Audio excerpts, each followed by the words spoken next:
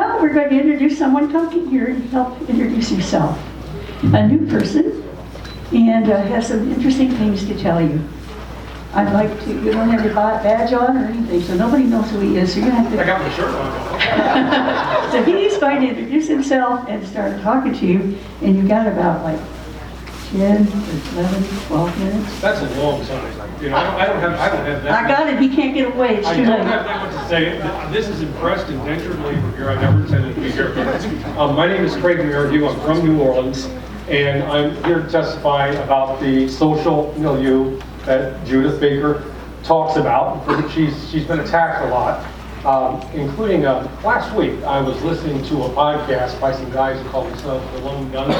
Anybody ever hear of them? Yeah. The Lone Gunmen podcast, and they were saying, how can that woman, and you know you're in trouble when they call you that woman, how can that woman possibly have known Jim Garrison and Carlos Marcello and Dr. Mary Sherman and Olden Oxner? And I'm thinking, as I'm listening to this, I'm scratching my head going, well, I knew all these people, and I didn't have any interest at all in the Kennedy assassination until I was maybe close to 30 years old, or any kind of deep politics or deep reality like that, because that's the kind of milieu New Orleans is.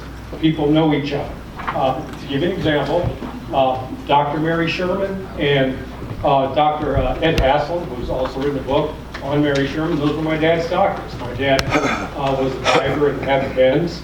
Barry Seals, anybody ever hear of him? Yeah. That was my dad's good friend for 16 years, and they were pretty close collaborators on Nicaragua and all things that to that effect. When I was 15 years old, I met both Clay Shaw and Jim Garrison. New Orleans DA Harry Connick, one of his cousins, lived with me in California. And you know Harry Connick Jr., of course you've heard of him, and Harry Connick Sr. did a lot to suppress Jim Garrison's findings. I lived about a mile down the road from the Franzonis, who were cousins to Carlos Marcellos. And I later ran bars for the Franzonis and Marcellos, the Santa Padres, who were also cousins and members of that crime family. I double dated with little Joe's son, Vincent Marcello. And I'm saying all this not to say, oh, look at who I know. I'm just showing that when Judyth talks about knowing all these people, this is very realistic in the way the social milieu in New Orleans runs. Jerry Center, who was Marcello's son-in-law, dated my sister. John Santapadre Jr. Once took me to La Pension, which was the oldest timeshare project in New Orleans, and he had a snoot full of cocaine that night, and opened up a trunk, and he was laughing, and it was full of hands-off Cuba flyers. I have no context for that, don't know what it meant, don't know why he had it. But there was the 555 Camp Street address right there, and I used to run the Lafayette, which was right next to that same address. Dr. Mims Oxner, did you ever run into Mims Oxner? That was Alton Oxner's son. Yeah, he was my dad's, I guess, manager for his many excursions, which are mostly a mystery to me, in and out of Nicaragua, dozens of times in the 70s and 80s. Strangely enough, my dad also enjoyed the competence of Sandinista and Contras at the highest level. Again, there's a lot I don't know. I wasn't privy to those secrets, and my dad took a lot of them to the grave in 2010, and one of the reasons I'm involved with this is I like to solve some of those mysteries and account for some of what St. John called collateral damage of living with such a person, with so many secrets and so much violence behind them. And you know, all this happens to an ordinary person like myself in New Orleans, who never gave a thought to the assassination until Barry Seals was killed the week of my mom's birthday in 1986. And it caused me to start looking into things a little deeper. I mean, heck, Claudia Rodek, who was supposed to be on this panel but couldn't become a villainist, I went to first grade and seventh grade, was good friends with her brother, who gave me my first cigarette. And again, I say this just to show you the kind of, I don't smoke anymore. I'm reformed, yeah. Just to show you the kind of world that New Orleans is right there, and the unjust criticism that Judyth has experienced. And I've heard this not just from them, but from lots of people going, well, how could she know all these people? Well, in New Orleans, everybody knows everybody. It's a very public. Who's from New Orleans here? Anybody? Yeah. Okay, then you guys know that.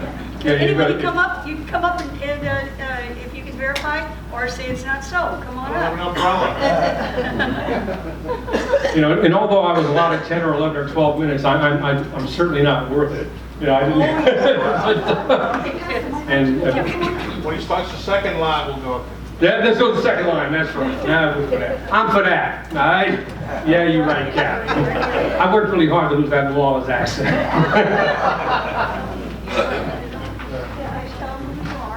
I have no idea who she is. Hello, We planted her long ago. I'm Juliet, and I actually live in New Orleans. I've lived there for 15 years, and I actually give Oswald conspiracy tours.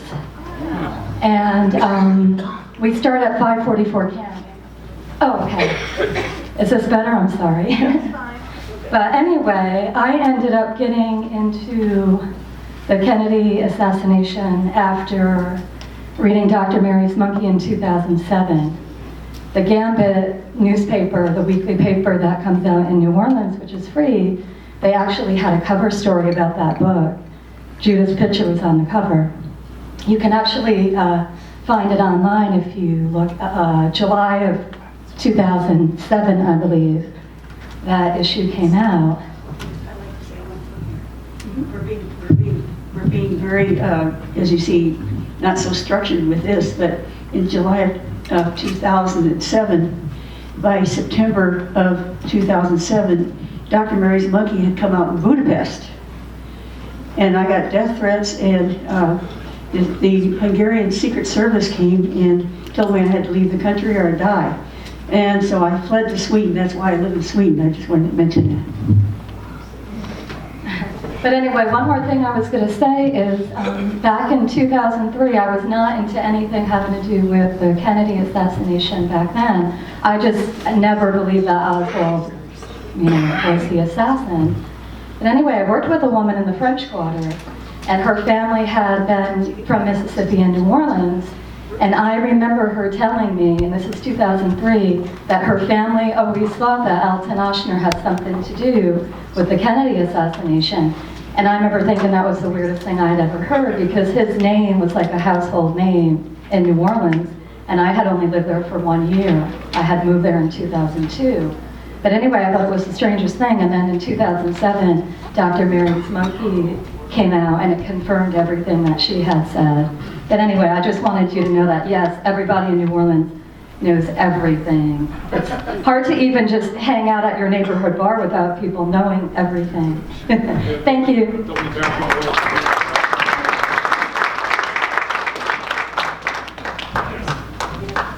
Yeah, I just wanted to say, about a year and a half ago, I moved to New Orleans about 11 years ago, and I was having dinner with a friend who lived in New Orleans back in the 60s, and he said, just innocently, we were talking about the conspiracy, and he said, my mother was involved in running guns to Cuba. Just casually, and in fact, before Castro turned communist, she was supporting him, and then after, in the opposite direction. And one day, my parents sat me down, sat me and my brothers down, and said, "Look, there's this car in the garage. It's you cannot say anything. You cannot say anything to anybody." It's not working.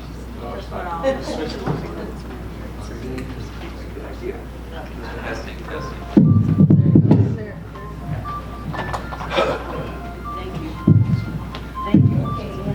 Yeah. Who's your name?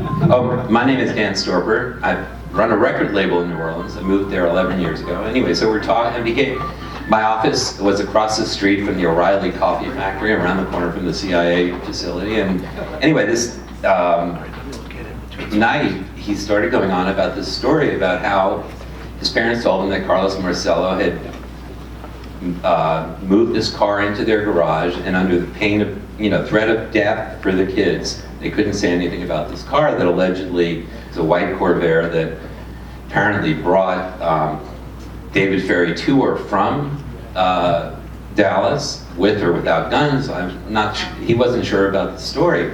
So it was really that conversation. And then many people that I've talked to, I'm sitting down at a Starbucks about 3 weeks ago, and this guy talks to me and said, well, when I was a kid, I was sitting, I was friends, my dad was involved in secret stuff, and I was sitting next to Oswald once, we went to school, the same school. So it was just like this whole ferment and all the stuff that was going on. My wife's grandparents were Cuban and were anti-Castro, and the whole scene was such a unusual group of connections. But it was really that, the idea of Marcello threatening to kill the kids if anything was said about this car, it proved to me that the mob was involved. And so since then I've been reading, and Judyth's books have been an incredible way to kind of into understanding it. And seeing Dealey Plaza this morning, anyway, it's just a remarkable thing. Thank you. Thanks a lot. Isn't he great? And I'm going to bring back this gentleman here because he has one more comment to make about Mary Sherman. Back by popular demand.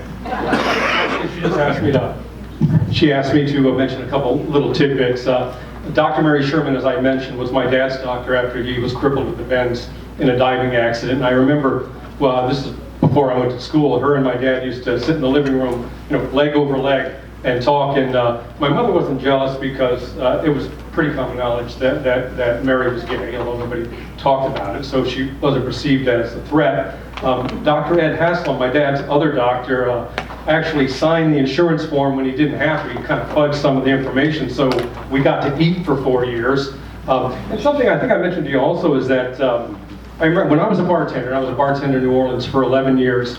I remember running into a guy named Orestes Pena. Anybody ever heard of him? He used to own the Havana bar on Decatur Street, where I believe he gave testimony before the Warren Commission that Oswald came in, drank a lemonade, and threw up or something like that. Well, I ran into him about 11 years later. In 1979, I walk into Los Amantes bar, which is one of the bars he owned, and behind the bar, tending bar, was Mark Lane, which I thought to be a really odd thing, because here's Orestes Pena saying, "Hey, I'm CIA, I shouldn't be treated." Oh, to give you the backstory, they had busted the Decatur Street prostitutes. They had prostitution was wide open, and the long-range plan there was just for Marriott and other people to get a hold of that property and gentrify it.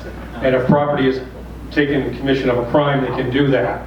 But they had sent all the prostitutes to just stay off Bourbon Street, and so they were just thick as flies on Decatur Street. And somebody from Marcellus' organization had asked me to go down there and see if I could send them any business for card games and other things. Those are my shady days. I'm reformed now. Right there, not too. Anyway, just one last thing. The same network that Judyth talks about that she walked into in 1963, it was still active in the 80s and still very involved in drug running, very involved in gun running, and God knows what it's doing now. I wouldn't know. But those things don't go away. They go from generation to generation. So does anyone here wonder why the asset was sent and I got there 2 weeks early and these two strippers are, shepherding me around, that they sent Lee, nice looking guy, and with good manners and all that, to rescue me. It was necessary. All right, we need a victim to come up now and talk. Who would like to be first? Now, the reason we're doing this is, this is to help dispel various legends that I couldn't have done this, I couldn't have done that, and that I must have practiced before I ate the glass in Washington, or Canada. Anyway, would you introduce yourself? This is a wonderful lady. You're going to love her. Thank you. I'm Victoria Hawes Sulzer, and I wish I had some funny, interesting things to tell you, but mine aren't quite so funny. But my association with Judyth is a connection with Lee Harvey Oswald, and it's just one of those things in New Orleans when you talk about, knowing people and bumping into folks from prior lives. It just happens on a daily basis. It's almost nuts that on the plane, in Paris, France, wherever, you just run into neighbors and friends. So where this is going is that I lived in the patio apartments. That's where Dr. Mary Sherman lived, also another notorious figure named Juan Valdez. And Juan was a neighbor. I lived there with my two babies, less than a year apart, and my husband. The apartments were tiny. They were probably what one would call a studio apartment. So with little patios outside that were completely enclosed in. So Juan, living next door, we thought was an orchid or antique dealer. We were never quite sure what he was, what he did. But one afternoon, summertime, I'm sitting outside with one of those little plastic rubber pools with my babies in there, and there's a knock on the little corrugated gate, and I open it. And immediately, before this young man can open his mouth, I recognize him, and it's Lee Harvey Oswald. And he was a figure in my school days. So I immediately said, "Oh, I know you." And of course he didn't know me, why would he? But he asked, he said, is this Juan's apartment? I said, "No, he lives next door."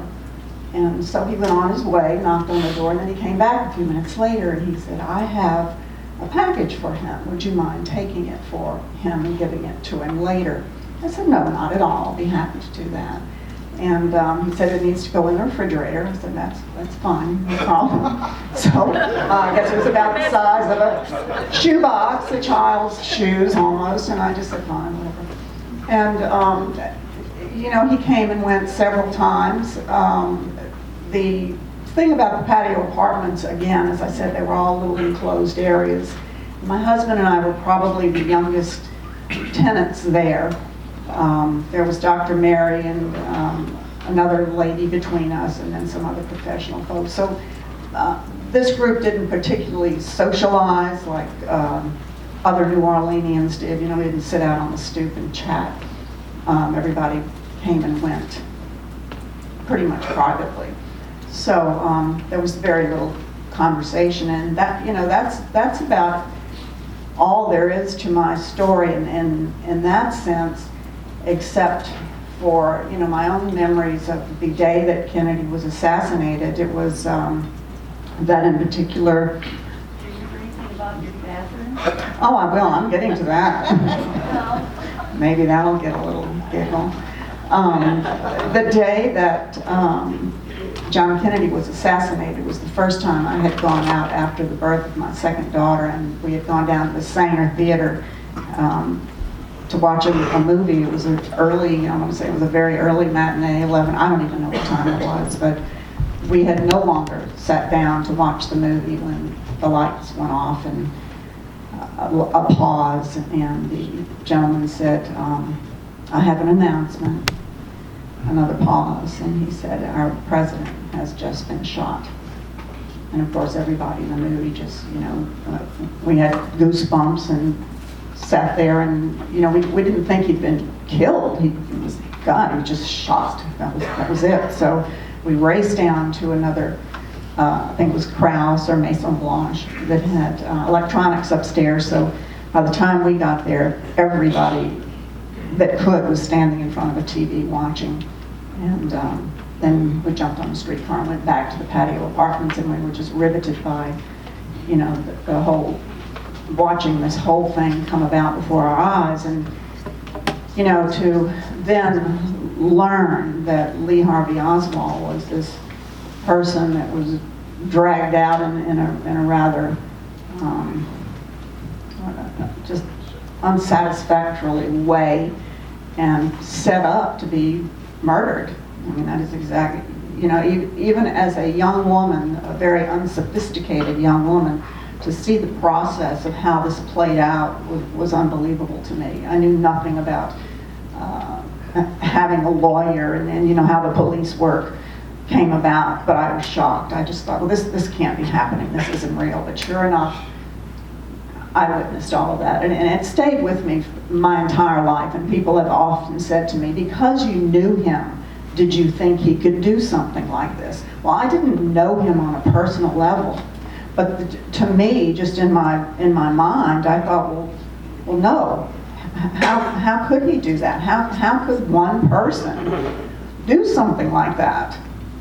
I just, and I've always been there. I don't understand the fervor that goes on all the time about this one individual. And I even said then, and I still stick to that. I said, if anything, he was trying desperately to save the President of the United States and save our country. But that will be argued long after I'm gone, I'm sure. I hope that there will be, not who, but why.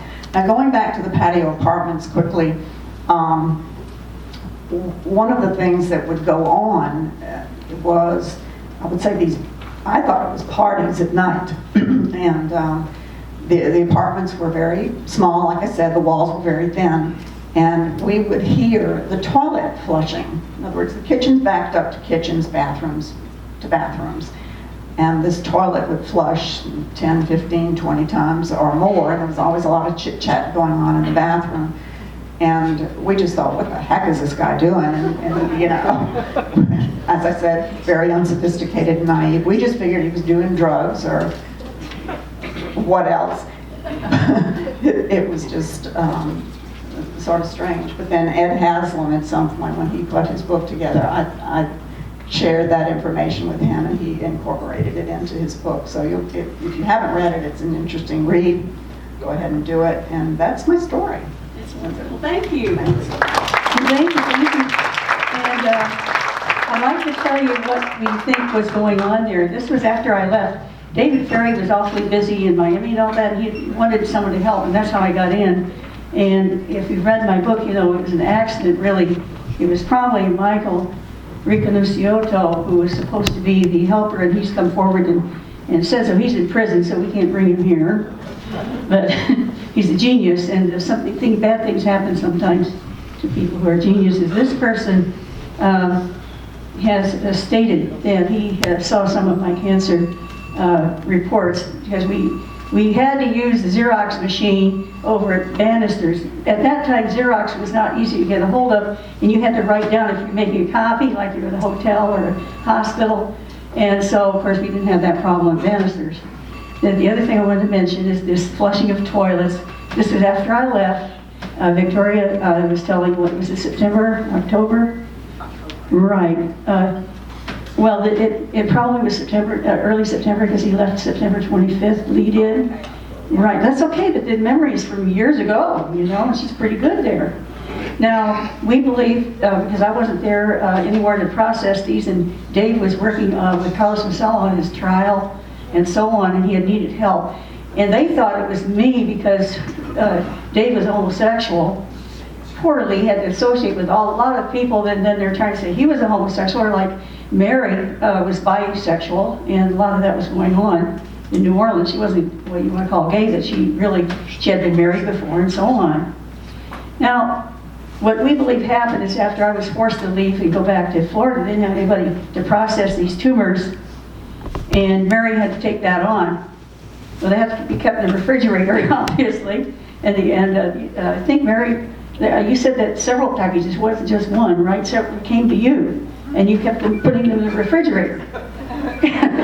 Yeah, if you had only known what was in there, I don't think you would have done it. All right, but anyway, after Mary would look at pick out the typical tumors and we're saving them, the rest had to be disposed of. And like where David Ferry was, there wasn't an incinerator. Right at the Mouse House, I even took people there. The incinerator's not gone, but there was actually an incinerator, and Nigel Turner and others saw this incinerator at the Mouse House. If you look at, I didn't even know where that was. It was only a couple of blocks from us. Some people, how many people have been in New Orleans and saw the Mouse House?